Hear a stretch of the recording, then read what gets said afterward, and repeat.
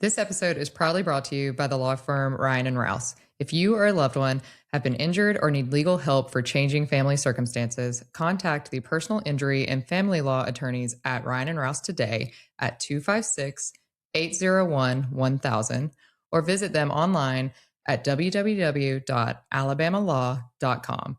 When your future is on the line, don't go at it alone. Hey guys, welcome back to Spill the Tea Unfiltered. How was everybody's week?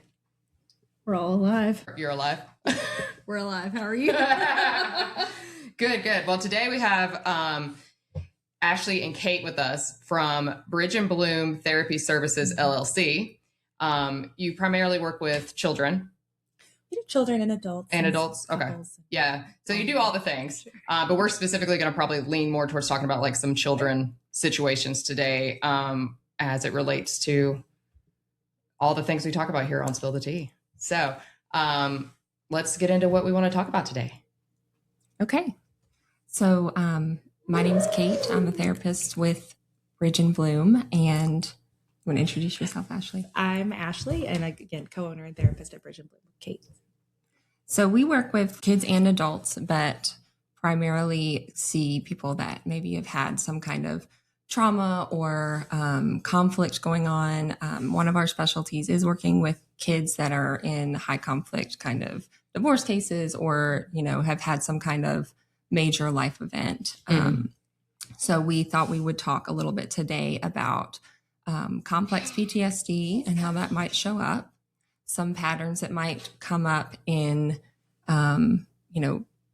how you are approaching relationships, and also just thinking about when you have children that are in the mix, what those considerations might need to be. Yeah.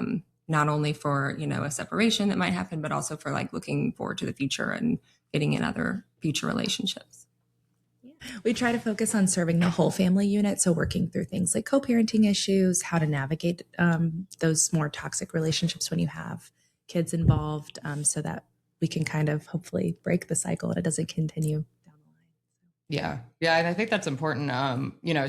I am very blessed. I don't come from a broken home or a divorce or anything like that. I don't want to call them broken homes. Not all the homes are broken, but and I don't have kids. So I think this is important for those listeners that either have been through something that is traumatic and maybe they themselves haven't worked through it. Maybe they need to come talk to you guys, or they have kids and they're going through something similar. And especially like recent situations that I've been made aware of too. Like if a kid already went through, their parents divorced and then their parents remarried and then they get divorced. And so then it just keeps building on, Sure. You had a step parent, you had a stable home. Now that's gone. And then, then this one gets divorced. And then what if they get married again? And these, multiple families within a child's life when they're living at the home and how that affects them. So I think that's great. I think we see kind of two extremes where there are families that maybe there's a lot of conflict in the marriage, there's a lot of conflict in the relationship, and there's a fear of separation because there are children. And it becomes a very long, drawn out process where it can be more unhealthy sometimes for the family unit to stay together. But then we also, do know that when there is a separation, it is hard on the kids. And it is something that it's a trauma. I mean, it's something that they have to work through and they have to, be okay with and accept as well. It sounds like either way, there's going to be a trauma because you're either going to deal with the conflict in the home or potentially a separation or divorce and having to also come to terms with that. So I'm sure everything's case specific, but do you see most of the time that if the parents do separate and end up in a better place personally, that it ends up being better for the kids? Because I know I have a lot of friends who are staying in marriages solely because they're of the kids. So what's going to impact kids is having a caregiver that they can orient themselves to, that's going to tell them like, this is safe. This is how we handle our emotions. Caregivers who aren't afraid to be honest with their kids about like the grief and loss that come with separation and divorce. And even if it's for better opportunities, a better future for everyone involved, there is loss there. This isn't the future we thought we were having. Nobody typically goes into a marriage thinking they're going to get divorced. So we have to grieve to heal that trauma. what we thought was going to be. Even if we have these beautiful blended families with all of these people, it's typically not the picture that we had in mind at the beginning. Right. So to heal any kind of trauma, we have to go through that grief and loss process.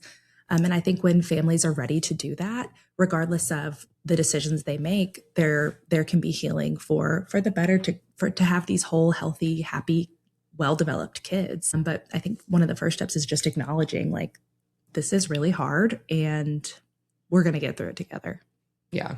And I think it's also like dependent, I feel like, on kids' ages too, because a kid that's 3 isn't going to understand as much as a kid that's 16. So those are 2 different things to have to talk about as well. I think it's also really important, like, how they handle the situation after with their co-parenting skills afterwards.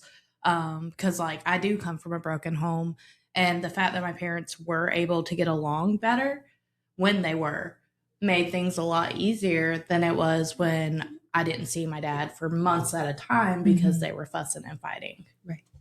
And that takes a lot of, like, self-awareness and acknowledgement of, hey, like, I need to put my pride aside and I need to be able to focus on these kids and not what I want.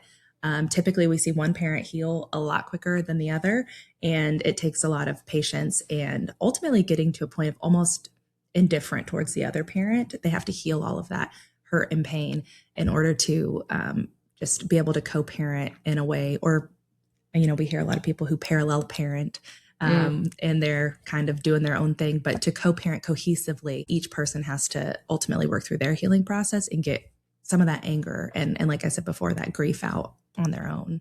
I can imagine that can be pretty hard too for some people. Like, there are just some people out there who are like, I'm fine. I don't need to heal. What I did was fine, and like in my situation with Dick, he truly believes that he did nothing wrong.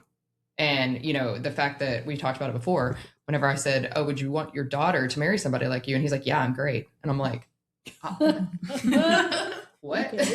You want someone to marry somebody who has 20 plus affairs? Cool. Sounds great. But I think that, when you have someone like that, it makes it a lot harder to work with. And so have you guys had to deal with some more difficult people like that? And like, how do you tell the one that is trying to co-parent, like, how to deal with a more difficult out of the 2? Yeah. And I think that's pretty common, where there may be one that's a lot more resistant, or it feels like it's not their fault. And with that parent that is seeking help, I like to try to reassure them that, as long as there's at least one caregiver that is really working on themselves and really trying to heal, then that's going to lead to better outcomes for the kids. You can't control the other person. You can only control yourself, and you can control how you are able to parent and how you are able to show up for your kid. So sometimes it sucks, that's not what you want, is for your child to have to deal with a parent that's not healed. But at the same time, being that safe place for them to come back to, if, there's kind of the split custody kind of situation, it might be very different homes, but having that safe place and being somebody that is there to listen, is telling them the truth in a developmentally appropriate way, and is, doing their own healing work, is going to lead to better outcomes, even if the other parent isn't on board. And I think something Kate said is really important is, it is important to tell kids the truth in a developmentally appropriate way. We have kind of both spectrums. We have parents that way overshare, and the kids know all of the details and they're involved in, the finances of it. And, mom said you owe her $20 for the doctor copay and things like that, right? Like, kind of toxic and super involved. And then we have the other end of the spectrum where they have no clue what's going on. And when kids don't know the truth, they tend to fill in the blanks with something. And so we're always trying to encourage parents to talk to their kids. They don't need to know all of the ins and outs of what's happened, but they need to know, we're not going to get back together one day. And this is what our life looks like. It is different. It's different than some of your friends. It's different than what you thought it might be, based on, how old they are and what they can emotionally handle, that emotional maturity level. Yeah. And I think that's the hard thing, is how do you determine? And also when you have one of the other parents that already is telling the kid things that they don't need to know, and also lying to them. And then coming to the parent that's trying to be more appropriate with the age and be honest, but not tell them everything. But then when the lies are happening back and forth, it gets harder to not be like, no, your father's lying. Like, like it's hard to not do that.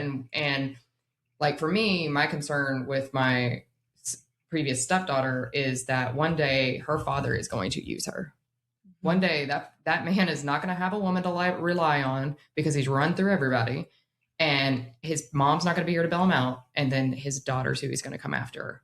And that's what worries me. So like, how do you tell a child, I mean, she's 16 and a half. How do you tell her that somebody that's that age, like, hey, she knows he's manipulative. Like that's already a thing. She knows that. But like she wants a relationship with her father. Like that's what she wants more than anything. But how do you tell her like, hey, just be careful because this might end up being very manipulated down the road?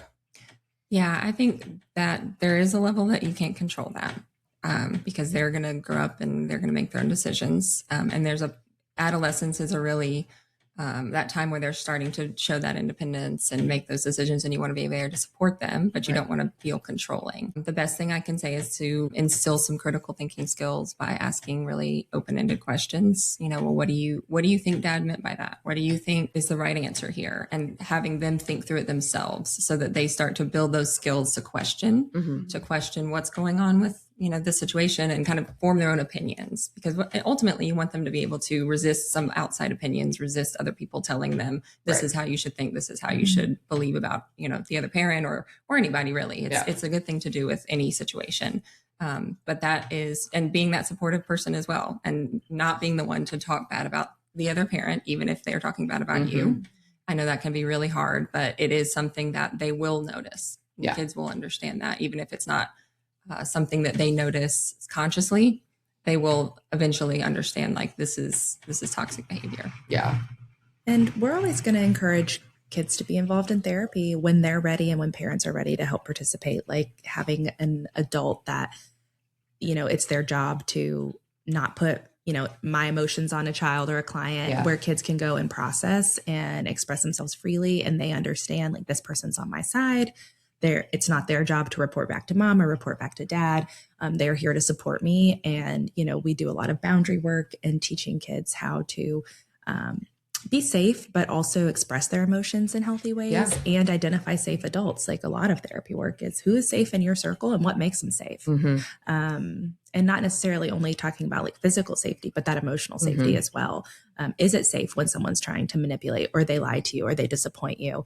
And so, not just because we're therapists, but we also, that's just really important for kids to have whenever they're ready to get to that point. Yeah. And I think like for me, we still have a very good relationship, me and her, which I am so thankful for. And her mother is very supportive of. Her father, not so much, but her mother's very supportive of it. But I will, like, when we hang out, I don't bring him up because I'm like, I'm not going to bring up your dad. She does because she feels like she sometimes still wants to talk about him. But like she told me, she's like, hey, I don't want you to be mad at me. I was like, for what? She's like, I unfollowed you on TikTok. I was like, that's okay. I was like, why would I be mad at you? And she was like, well, I just didn't want you to think I like was getting rid of you or something. I was like, no, honey. I was like, that's fine. She was like, I know you post things about dad and so I just don't want to necessarily see it all the time. I said, honey, that is perfectly fine. Like I literally do not take offense to that. I said, if I want to talk to you, I text you or I call you. I was like, so you don't need to follow me on social media. That's perfectly fine. Because I think, and I told her, I said, it's good not to. I said, I'm healing in my way. And so it's okay for you not to see how I'm processing and how I'm feeling, because she does know a lot of the stuff that went down. So she knows now, and she doesn't need to be bombarded with it all the time. Whenever I make hilarious rules. And that's really good boundaries on her part, right? Yeah. Like somewhere along the way, she learned it's okay for me to have this boundary. And she learned from you, I can have this boundary and enforce it, and she's not going to freak out. Yeah. And I'm not going to lose her. And so those are two really good, skills. I was proud of her. I was very proud of her for that. I like that she showed like healthy communication too, instead of like just drawing that line and like pushing you away because you were doing things that she didn't really want to see. Like she drew that healthy line and communicated with you how she felt. And I mean, for a 16-year-old girl, that's going. Yeah, she's very intelligent. So. For her, and she's been through a lot, bless her. And I know a lot of kids are in that boat. So, and some kids don't ever get to learn boundaries. I didn't as a kid. Lord, I didn't either. I was a people pleaser. I'm still working through people pleasing. It is the hardest thing to get past. Well, we have her to teach us how not to be people pleasers. Yeah, I'm definitely not that. But my boundaries were the opposite, where I'd be like, what? You're doing what? That's a horrible idea. Now I'm like, let's think about it. Is that good? Is that you're going to do it anyway? Okay. I still love you. I'm here. So, you know, it's the two sides of that coin, but we've all been in therapy. Yeah. Mm-hmm. And for kids, it's like a lot of modeling. Caregivers model like how we handle emotions, how we deal with hard life stuff. And kids are going to see that and catch on to it and typically model what they see. So ideally, we're modeling good emotional regulation and self-control and all of those things, hopefully. Yeah. Or at least somebody is somewhere in their life. It's just, I mean, it's hard sometimes whenever, depending on like what you're going through, for sure, to actually stay as calm and everything as you need to. And like, for me, my thing was like, I just shut down. Mm-hmm. So like, I was just like, I am not here until I was able to start processing some stuff. Yeah. Which probably wasn't the best either, honestly. Yeah. And that's why therapy for the caregiver is so important, because the kids are going to see whatever your response is and they're going to mimic that. So will you see both like in the same family, or is that a conflict of interest in any way? Like, how does that work? We typically try to tag team. So if she sees a child, I'll see a parent or vice versa. Okay. Because we want kids to have like that safe space and not, even though we wouldn't share that information, you don't want them to feel like you might. Yeah. Kids don't know that. Yeah. So we will do some tag teaming stuff. We also will do the occasional like caregiver session if we're seeing the kid, but a lot of times we get kids in session and they're like, I'm just trying to be a kid. And then we have the caregiver who's carrying all of this anger, resentment, or sadness, and they haven't even begun to process it. So we might say like, hey, let's take, 3 months to really dive into how this has affected you. And then if your kids still need some treatment after, we'll go there. Yeah, I would say most of the time when someone wants their child to have therapy, we really feel like it's the parent that needs that first. Yeah. And maybe they can do it concurrently, but it definitely turns out to be the case most of the time. Yeah, that would make sense. And I think certain generations, it's hard for them. They don't want therapy. So I think our generation is trying to fix that. We're like, therapy, emotions. Let's talk about it. Yes. I especially couldn't imagine like coming out of an abusive relationship but still having to co-parent with that parent because they weren't abusive to the child, but they were abusive to you. I have a friend that has that similar experience where she still struggles to heal from that because obviously from the abuse she got from him, she has no trust in him with her child. And now she has to leave her child with him. Mm-hmm. And the fact of the matter is like people can be really crappy partners and still be good parents. And, there are cases when that's not true, but we spend a lot of time educating parents on like, are they really not safe or are you just hurt right now? Because at the end of the day, it is best case scenario for kids to think both of their parents are superheroes and to be able to have those good relationships with them and have boundaries with them and maintain some form of contact. So we do a lot of, I would say, like psychoeducation with parents on, I understand that you're going to panic when you spend your first weekend without your child, but they still need to have a relationship with their other parent. Right. So there's someone that I met recently, and they're dealing with parental alienation. What is some advice that you would give to the parent who is not able to have a healthy co-parenting relationship with the other parent in that sort of situation? In that sort of situation, if there are no immediate risk factors, I'm always going to refer to some kind of attorney to have an established court order. That's always my advice. Even if parents think that we're like best buds and we don't need that and we're going to be so, fantastic without paperwork, I always recommend having something established before the court because when the emotions get high, you have something to go back to. So as on a practical level, I'm always referring people out to go like get a consultation, have something established because those exist for a reason. We might be best friends now, but at some point someone's going to move on and feelings are going to get hurt. Or, right now you are alienated and sometimes parents don't realize like they have rights and there are schedules and things to protect them. So on a practical level, that's what I always recommend as far as, other stuff. It's really, really tough on the parent that feels alienated for sure, because they know that maybe the other parent is giving a lot of information that's untrue, and they feel like I need to jump to defend myself, or they start to feel like they need to attack the other parent. And so that is something that can work on in therapy sometimes, about like, we really need to take a step back, right? I see a lot of times when it can lead to heightened emotions, and then we suddenly are going to make an allegation against the other parent without a lot of information, or without a lot of evidence, right? And there may be a gut feeling, and maybe the gut feeling's true. We do, we need to trust our gut, but that doesn't necessarily mean we need to like get authorities involved right away. So making sure that you're making really sound decisions, getting a lot of outside opinions from professionals to like know the right step forward, because what you don't want to do is build up a bunch of like false reports, and then suddenly you like lose your credibility. Yeah. Speaking of reporting though, because I'm guessing you guys are mandated reporters. Yes. If there is actual abuse going on in the home. Because I have a good friend of mine, and her custody situation is summer, like 6 weeks in the summer. Her daughter goes up to another state, and then Christmas. And that's pretty much it. It's very obvious, at least to me, seeing it. Granted, I'm biased. She's my friend. Like, I'm biased towards her, but just seeing everything she's been through, he is trying to use the kid. Like, he does not call her when she's not there. Not once, not even on her birthday. Like, does not call her, does not have any contact. But then when she says, hey, she doesn't want to come, he's like, no, she needs to come, and like causes a scene.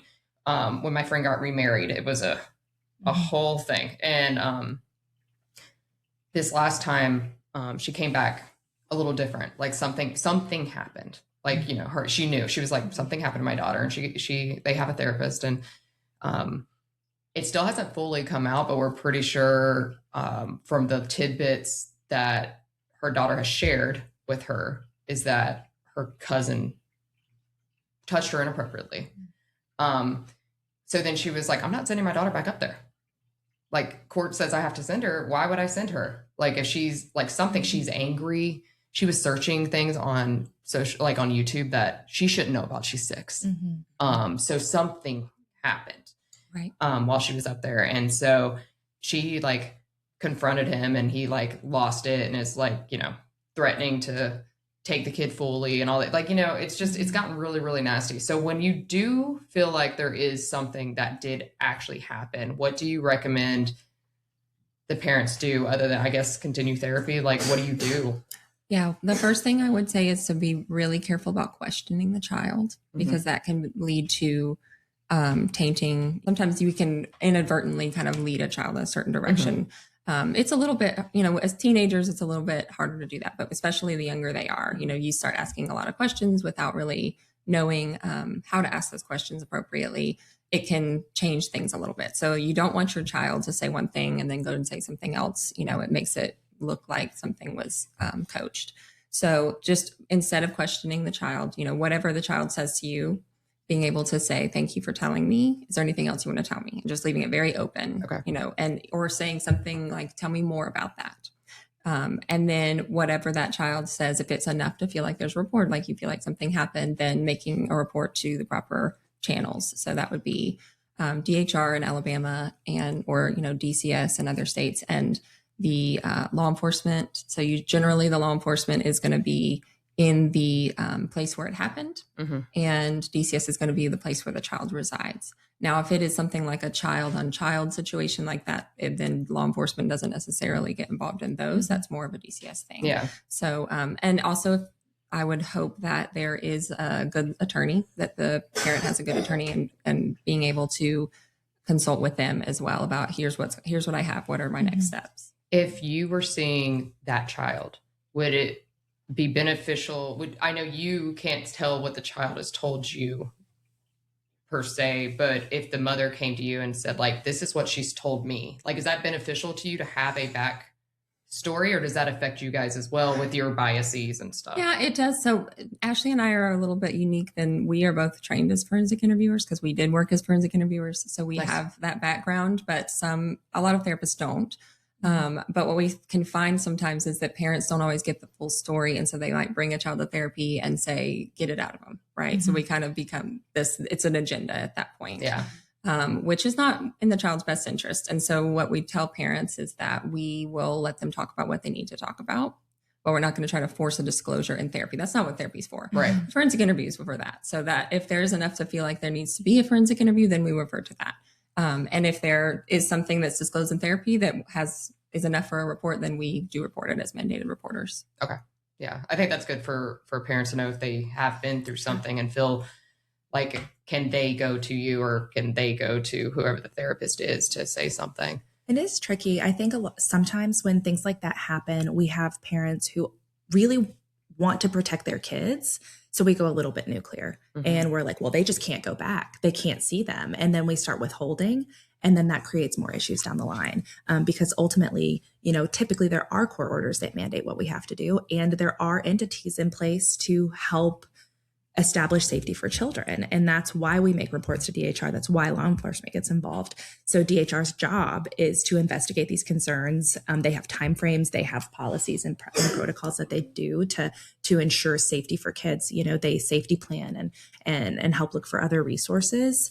And that safety plan is typically not, they never get to see their dad again. It's typically, something like an increase in supervision, making sure, those kids aren't alone together, resources for the other child. Yeah. Because something's probably going on there too.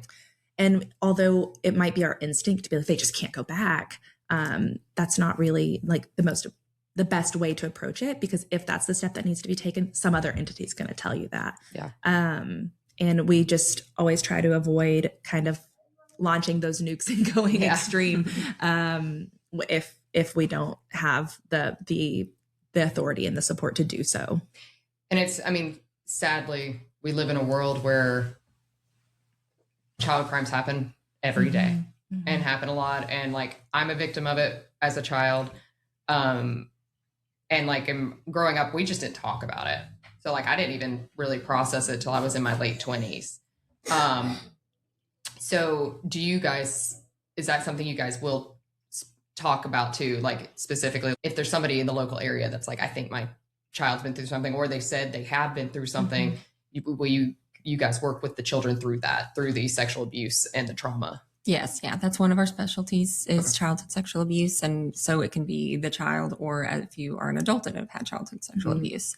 A lot of times they don't disclose as children. That's pretty, I didn't. Pretty uncommon. But if they do, or if there's sometimes it's what's called a forced disclosure, right? So maybe there is other evidence that comes out, or someone sees something, and then the child feels very closed off and can get really shut down because they weren't ready to talk about it, but it was kind of forced that they had to talk about it. So that can be a tricky situation, and therapy can really help with that. Do you have any tips for parents as far as it goes to, because we just live in a world where, it could be anybody. Mine was my neighbor, it could literally be anybody. So do you have any tips for parents on how to keep their kids safe without scaring them into what this world currently is?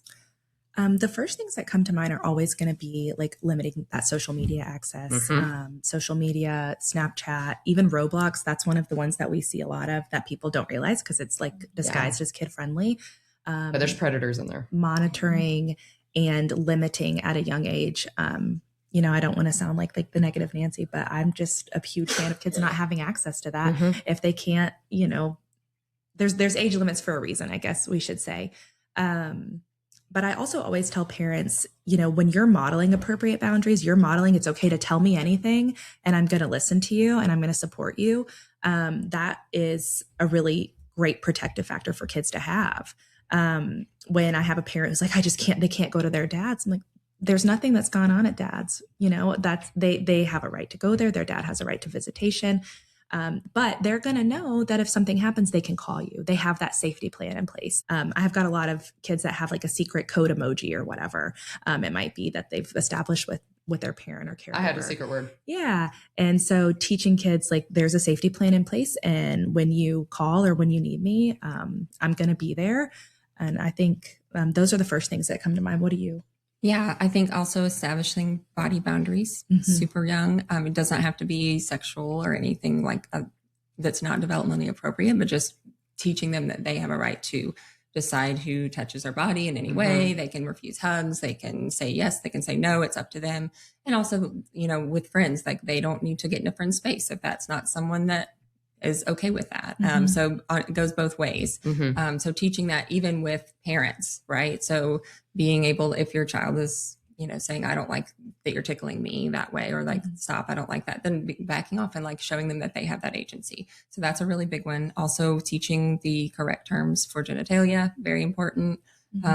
Just, vulva, vagina, penis, like Actually saying it. actually saying it, making sure they know that those parts are, private, and if anything were to happen that they didn't feel was right with someone about the private part, then they need to tell. Yeah. So just having those conversations young, making them not something where it's like, let's sit down and we're going to have a serious conversation. Yeah, but the just birds and the bees, and then they talk passing, around like, it. just talking about it all the time, right? If something comes up, making remarks about it. So it's just very normalized to talk about that. Yeah. I think that's really important because like, I mean, I had a safe word with my parents. It was more for like, if I was out to sleepover and I just suddenly wanted to go home, I could call mom, say like, will you go to the store and pick up watermelon? And she would know to come get me.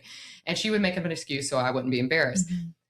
I, again, had great parents, but I didn't tell them. And it's not that because there's that shame that comes with it. Cause like I know something happened that wasn't supposed to happen. And like, are my parents going to get rid of me? I was 5 years old. Like my thought is like, are my parents going to get rid of me because I'm like, I should be ashamed of myself and stuff. Like kids don't understand those things. Like, I mean, honestly, it's probably why I don't want kids. It's probably a huge part of it, right? Like I also work some awful stuff, but like I went through something and I'm like, no, I'm good. Like, I don't want to risk bringing somebody else into the world that's going to happen to them. And there are so many power and control dynamics when it comes to any kind of abuse, right? We don't always know what all of those are. And it's very, very complex. And parents can do all of the right things and kids still might not tell. And parents can be very protective, establish all of the safety plans, and bad things still happen. And that's a really hard pill to swallow. So we center a lot of our work and interactions with kids on what is safe. How do we get back to being safe? How do we cope with this? Because focusing all of our energy on how do we prevent this forever it's just not, it's not feasible. It's not practical. It's not going to be the best way to help them. And I think sometimes parents need to hear, you didn't do anything wrong. Sometimes, these things happen and you support your kid and you're there for them and you can't control how quickly they disclose it, how quickly they process it. That's all. Again, it kind of goes back to that, like focusing on what we can control thing, which is almost impossible a lot of times. Yeah.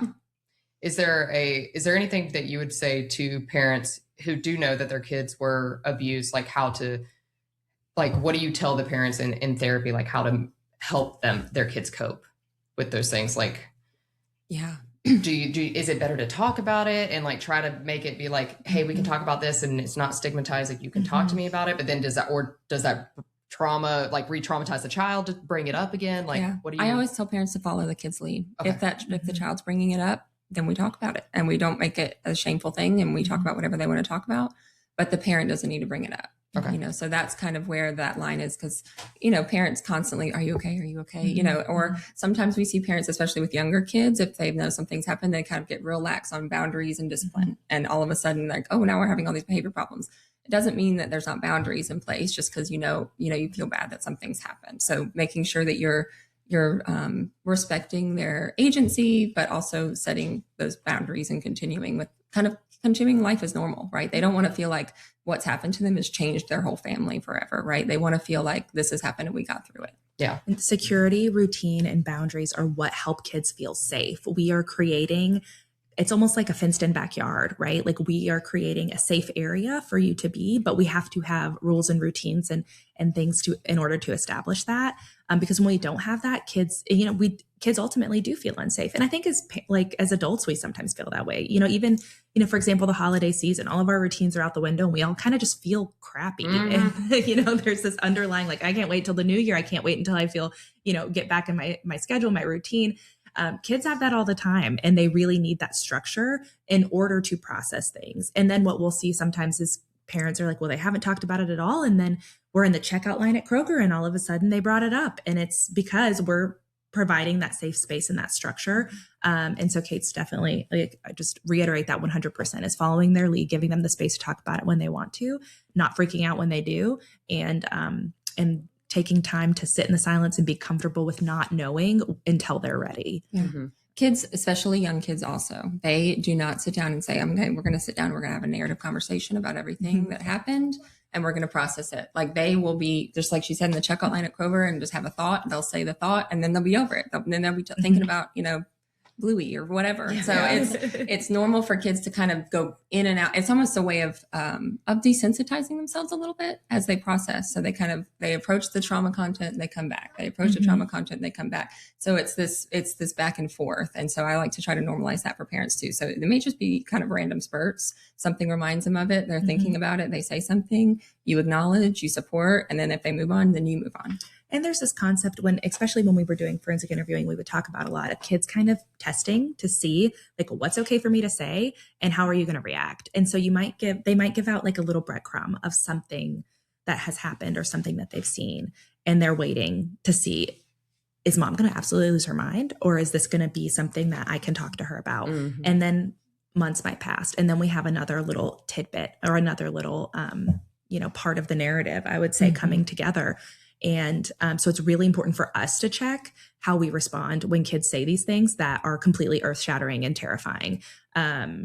Like not going completely insane and getting so emotional or filling with rage or whatever it might be, but just being a safe place for like, okay, that we're doing this and we are going to handle it and it's going to be okay, move on. And then you call your therapist later and freak out, right? When your kid's not around. And there's space for that, but we have to, try to be secure and safe and calm when we need to with our kids. So what are some coping mechanisms that you would offer for the parents of the kids who have been sexually abused? Because they're going through their own trauma too. Yeah. A lot of times we will see some really big reactions when the parent has been a victim as well. And so that can be a really big trigger. So obviously if you've had this, maybe you've dealt with it, maybe you haven't, maybe you feel like you've dealt with it, but then something happens to your child that's kind of rings true or reminds you of that. So that's where doing your work is very important. Being able to understand where your experience and your child's experience might be different. And the way that you dealt with it or the way that your family dealt with it can be different than the way you deal with it with your child. So thinking of, I can break this cycle of shame and, keeping quiet, right? So being able to recognize that is the first thing. Like Ashley said, taking that space. Sometimes if you have a big emotional reaction, sometimes you just need to walk away and take a minute to yourself to regulate before you kind of go back out and address what's going on. So having somebody that you can talk to process, your therapist, your, a friend, being able to talk through it externally can help as well. What else do you have? I also encourage parents like, hey, your kid is still a kid. Like they still need to go be 5 or 6 or 12 or whatever. And it's been really scary and intense for months. So you need to go to the trampoline park and you need to jump with them, or you need to do something that shows your kid, like, you're not broken. I still love you. We're going to be normal, whatever that means for each family. And kind of addressing that like inner child. I know it sounds super cheesy and it's very like hot right now to, heal our inner child, but it's true in some ways to take the time to be like, okay, like we're still going to be able to have fun and enjoy life, even though the big scary happened. Right. Yeah. Well, and to know life's not over.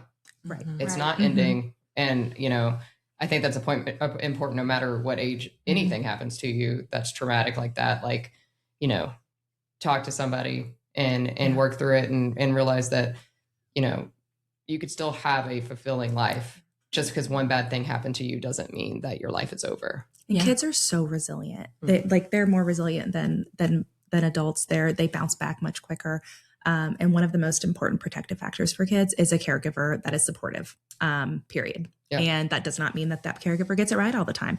And that's okay. I do a lot of time talking to parents of like, you don't have to have every answer. You just have to show up in an appropriate way. The positive of that is, even if a caregiver can't do it, kids learn it elsewhere.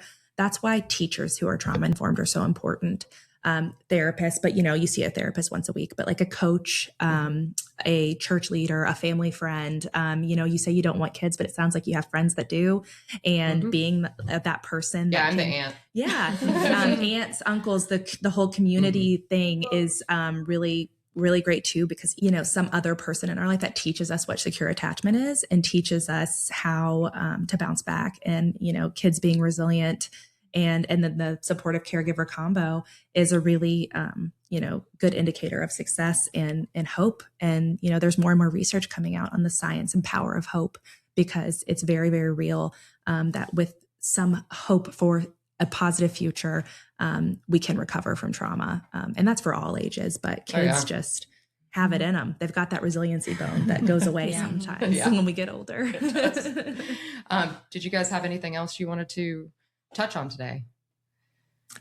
I don't know. I can't think of anything else. We covered a lot. Yeah, we did. We covered a lot. And I think we covered some very important things. I think a lot of people, it's important to realize that, you know, children need somebody to talk to too, and need that safe space that isn't their parents, so they're not going to be judged or feel judged. And so I think it's very important. Like, I mean, when we grew up, like, it wasn't a thing to go see a therapist as a child.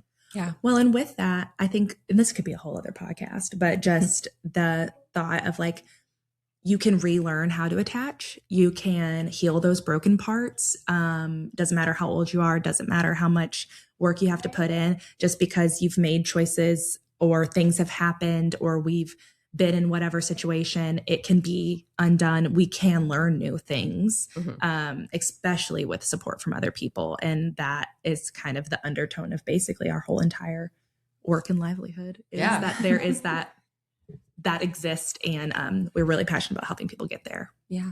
I think I love what you guys have created, and I think it's so important. We'll definitely love to have you guys back and like do some more talks and everything, but we will link your website below for anybody that has any questions, and maybe then they can reach out if they need to reach out, especially the locals. I know that that'll be a thing, but even then, like, you know, if somebody doesn't live here but they're like, hey, do you have any support that you could give me, or do you know anyone in my state or anything like that?